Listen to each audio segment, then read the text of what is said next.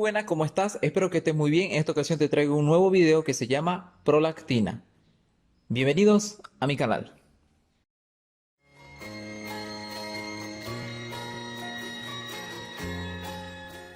La prolactina es una hormona de tipo peptídica que está compuesta por 198 aminoácidos en su estructura. Esta prolactina se sintetiza en las células lactotrofas que se encuentran en la hipófisis, para ser más exactos, en la adenohipófisis o lóbulo anterior de la hipófisis. Esta se va a secretar de forma pulsátil y con un ritmo circadiano. ¿A qué se refiere? Este se va a secretar durante 24 horas promedio, pero va a tener oscilaciones durante todo el día. ¿A qué se refiere? Esta va a tener su máxima liberación durante la noche o cuando estemos conciliando el sueño, y va a tener menor liberación durante la vigilia, es decir, estar despierto.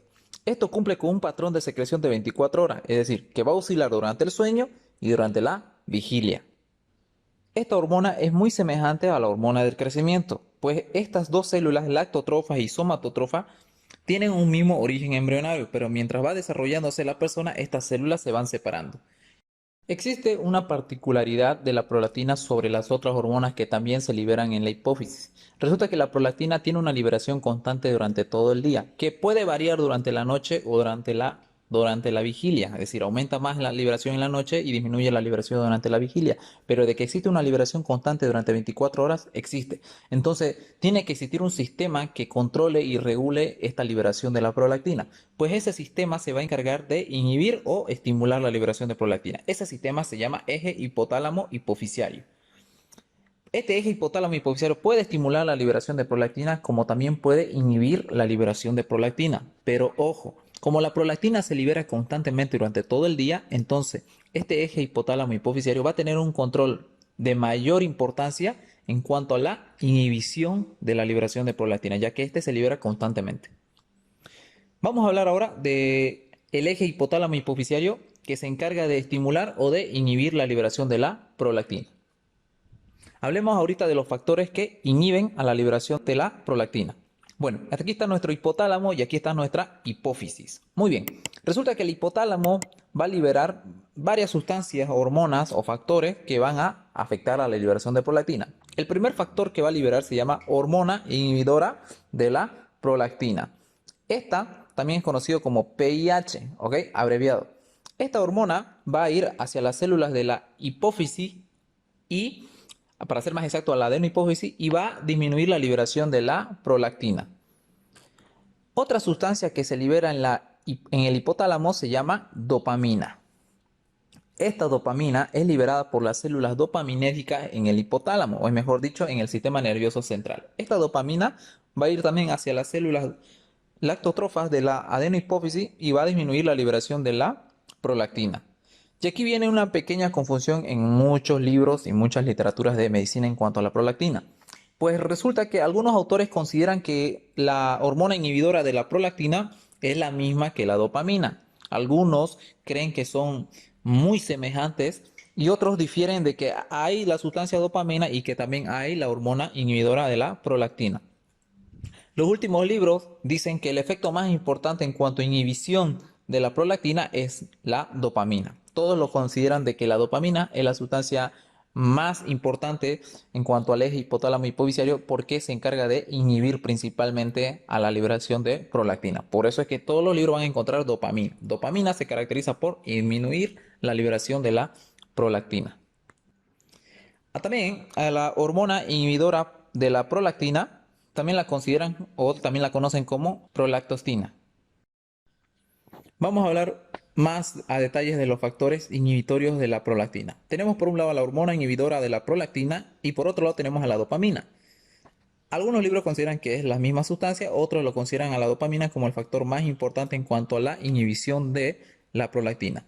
Pues la dopamina, como todo neurotransmisor, tiene que unirse a sus receptores. Esos receptores se pueden encontrar en cualquier tejido, tanto sistema nervioso, entre otros. Pues, para ser más exactos, esos receptores dopaminérgicos se dividen en varios tipos. El más importante que vamos a hablar en esta ocasión se llama receptores dopaminérgicos de tipo D2.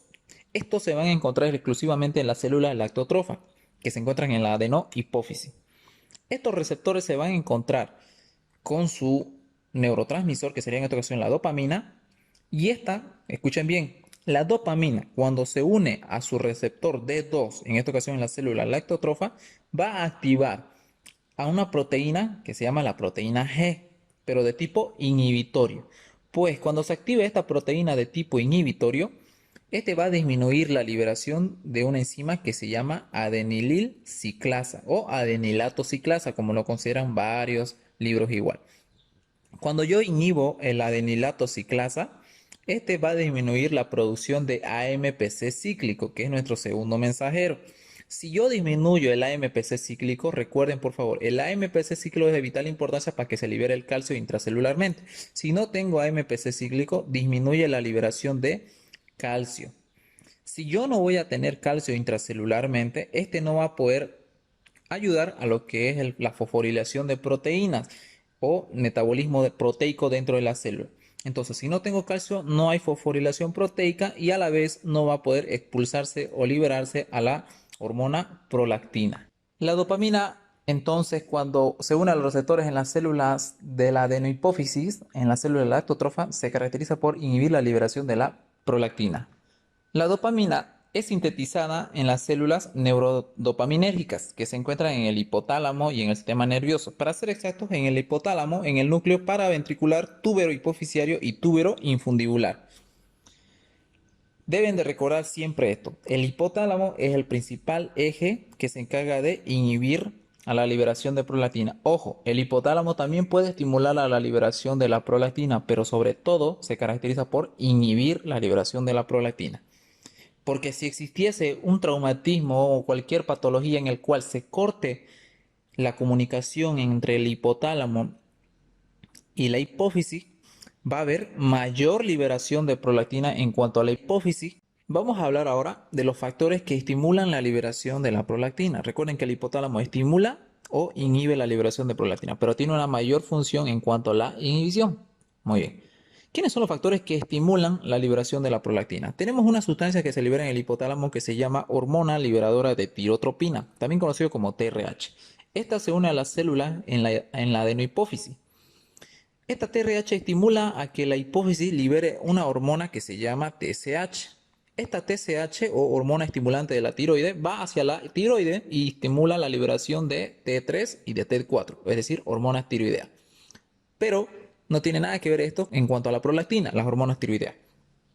Lo que sí me interesa es el otro efecto de la hormona liberadora de la tirotropina o TRH. Pues la TRH, aparte de estimular a la TSH, esta estimula la liberación también de prolactina.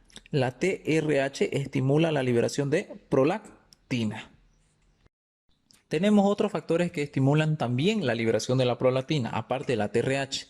Tenemos al péptido inhibidor vasoactivo, al estrógeno, a la progesterona y a un mecanismo bien importante y conocido que se llama reflejo de succión. Este se caracteriza por ser un estímulo neuronal a nivel cerebral y va a estimular la liberación de la prolactina hasta 100 veces el valor normal y que va a tener un efecto en los próximos 30 minutos. La prolactina es un ejemplo típico de retroalimentación positiva, pues cuando el recién nacido estimula el pezón de la madre, empieza con el mecanismo de reflejo de succión. Se va a caracterizar porque la succión va a estimular la liberación de prolactina. La prolactina va a ir hacia los senos maternos y va a estimular la producción de leche. Esa leche va a servir para nutrir al recién nacido, pues este recién nacido va a querer más cantidad de leche y va a estimular más el pezón de la madre, empezando nuevamente el reflejo de succión. A ver, mayor succión, mayor prolactina, mayor leche materno, mayor nutrición del recién nacido y así sucesivamente se va repitiendo el ciclo. Si existiese alguna patología donde disminuye el reflejo de succión, por ejemplo, ya sea que la madre no está cerca del recién nacido, entre otros, es decir, no hay estímulo o reflejo de la succión, va a disminuir la liberación de prolactina en semanas. Resumiendo, los factores que inhiben la liberación de la prolactina son la dopamina y la hormona inhibidora de la prolactina. Y los factores que estimulan la liberación de la prolactina son la TRH, hormona liberadora de tirotropina, y el reflejo de succión. Pero también existen otras sustancias como la oxitocina, la progesterona, el estrógeno y el péptido inhibidor vasoactivo. Vamos a hablar ahora sobre las funciones de la prolactina. Esta, a grandes rasgos, repercute sobre las funciones en el sistema hematológico, inmunológico y sobre todo de la reproducción. Cuando se da el inicio de la pubertad o de la adolescencia en el sexo femenino, este se caracteriza por el desarrollo de los caracteres sexuales secundarios, es decir, el desarrollo de la glándula mamaria. Pues este se va a dar a cabo siempre y cuando existan dos hormonas, la progesterona y el estrógeno. Estos van a dar inicio al desarrollo de la glándula mamaria, que lo vamos a llamar mamogénesis. Pero la progesterona y el estrógeno no pueden ayudar al desarrollo de la leche materna, es decir, la lactogénesis. Para el desarrollo de la lactogénesis o de la leche, vamos a necesitar otra hormona que se llama prolactina. Pues la principal función de la prolactina es síntesis y liberación de las proteínas de la leche, es decir, la lactogénesis. En resumen, producción de leche. Aquí viene lo más complejo. Mientras exista estrógeno y progesterona, estos estimulan la liberación de prolactina, pero disminuyen la acción de la prolactina en la glándula mamaria. No sé si se entiende. Una cosa es estimular la producción de prolactina en la hipófisis. Eso hacen el estrógeno y la progesterona. Estimulan la liberación de prolactina en la hipófisis, pero disminuyen, bloquean la acción de esa prolactina en la glándula mamaria. Eso hacen el estrógeno y la progesterona. Cuando se está dando el desarrollo de la glándula mamaria, bloquean la acción de la prolactina en la glándula mamaria. Por lo tanto, no va a haber lactogénesis. Todo esto se vuelca, se rompe cuando existe el mecanismo del embarazo. Cuando se da la gestación y este va a terminar en parto, cuando se termina en la última fase del parto, ya se da el alumbramiento, es decir, nace el recién nacido, valga la redundancia. Cuando termina el parto, este disminuye la cantidad de estrógeno y de progesterona. O sea, caen la progesterona y el estrógeno cuando termina el parto. Entonces, cuando terminan estas hormonas o descienden, como ya existía alta cantidad de prolactina, entonces va a haber un efecto de la prolactina en las glándulas mamarias. Es decir, va a haber la producción y síntesis de leche, es decir, lactogénesis. Entendemos lo siguiente entonces. El estrógeno y la progesterona ayudan al desarrollo de la glándula mamaria. La prolactina ayuda al desarrollo de la síntesis de leche en los senos maternos. Muy bien. Pero resulta que esta leche no se va a poder expulsar tan fácilmente. Necesitan otra hormona que se llama oxitocina. La oxitocina es una hormona que se sintetiza en la neurohipófisis. Su principal función es la contracción del músculo liso en la glándula mamaria y el útero. Nos importa ahorita más es la glándula mamaria. Pues cuando se contrae el músculo liso de la glándula mamaria, que rodea a los conductillos, a los lóbulos galactóforos, esta se contrae y va a poder expulsar y se va a dar la eyección de la leche a través de las glándulas mamarias. Otras funciones de la prolactina es que esta inhibe la liberación de la hormona liberadora de gonadotropina, GnRH.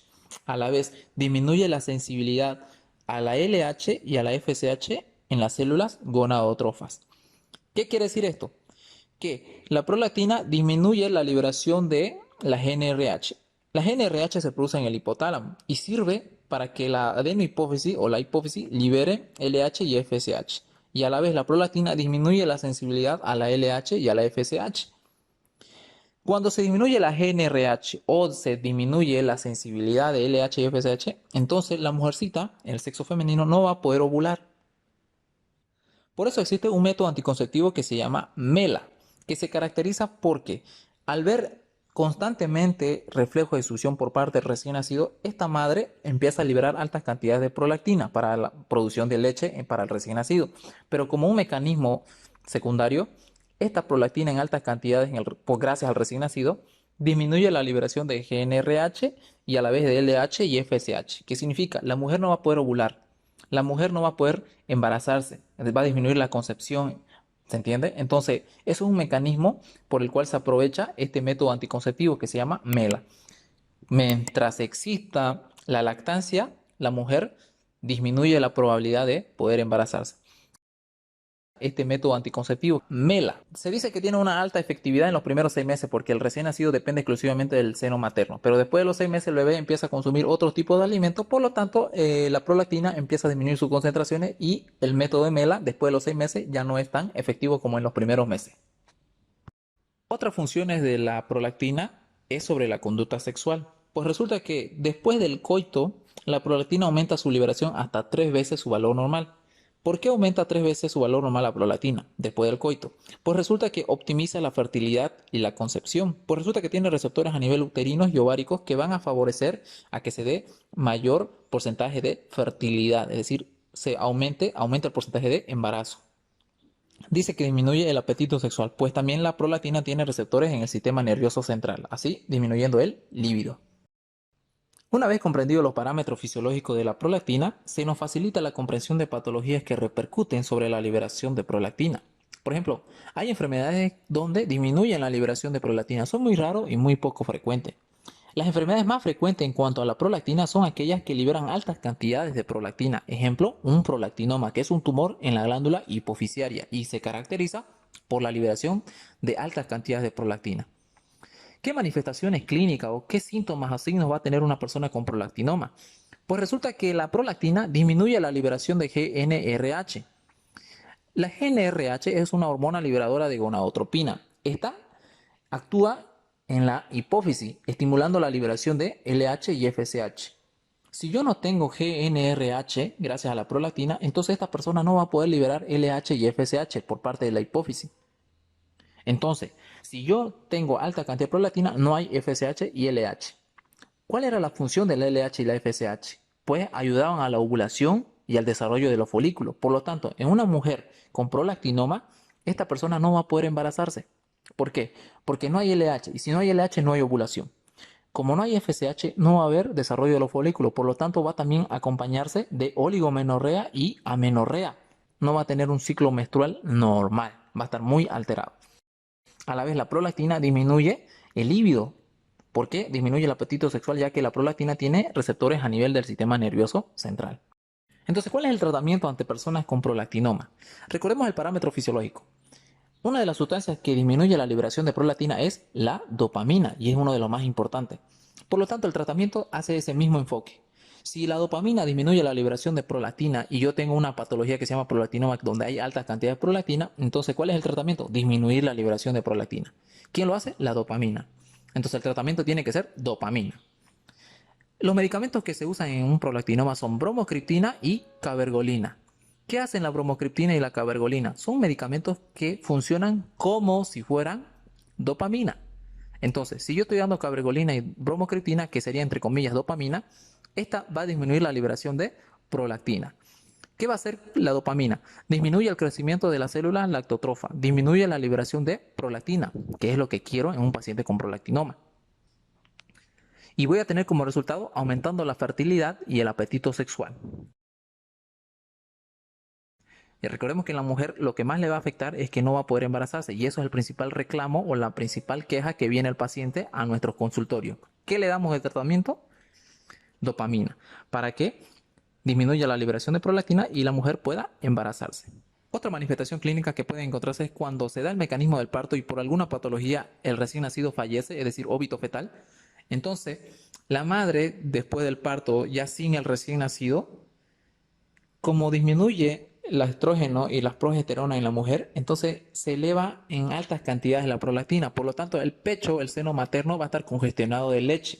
¿Se entiende? Entonces, como no va a haber el recién nacido que descongestione el seno materno, la mujer va a sentir dolor en el pecho, lo va a sentir congestionado, entre otros motivos. Entonces, ¿cuál es el tratamiento para nosotros como médicos? Es, por ejemplo, se da mucho y es muy frecuente la cabergolina, que disminuye la liberación de prolactina. Por lo tanto, para que disminuya esa congestión.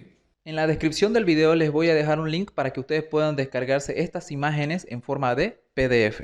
Si te gustó este video, te sugiero que revises el video en el cual he hecho un resumen de este mismo tema, pero hablando de los puntos más importantes y necesarios que debes de conocer. Bueno, llegamos al final.